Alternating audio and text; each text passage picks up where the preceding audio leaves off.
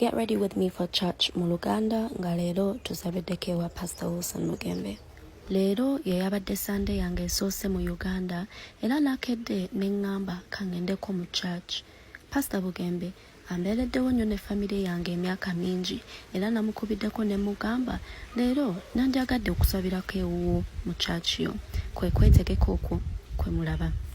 Kakati nga ke kano ka outfit ka skirt ka pink na ka top ka white n'obugatto buubwo ka outfit kafa kali simple wekati wekalabiseeko nga tukambaddemu obupini bw'omu matu buubwo tubutaddemu ne ka necklace lwakuba ekigambo jewelry kinnemye okuzuula mu Luganda. Jewelry bamuyita batya? Mujja kunyambako mu comments okuvunula ekigambo ekyo jewelry mu Luganda naye nga bw'atyo walabiseeko nga tumweyiyeemu.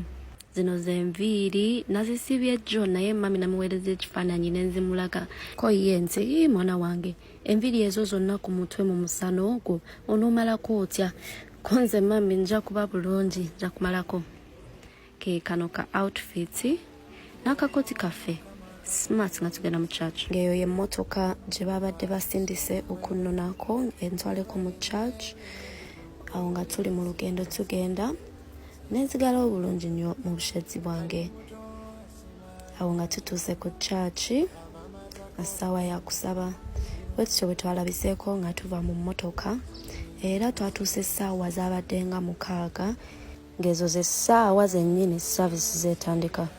Kaakati okutuuka mu church abaana baazinya amazina gwe simanyi mubalaba banaye service yanyumye ne tusinza Mukama mu ngeri ey'enjawulo. Pastor nampita ne ku stage n'ensonyi zange zonna naye twanyumiddwa praise and worship omwabadde omwami Benjamin Chitaka ne Little Boss ne batuyimbiramu. Pastor olwamaze n'atukuba ekigambo eky'amaanyi era service olwawedde pastor nakkiriza okujjako okubasiibulako eno nammwe era woyo mwebale nnyo.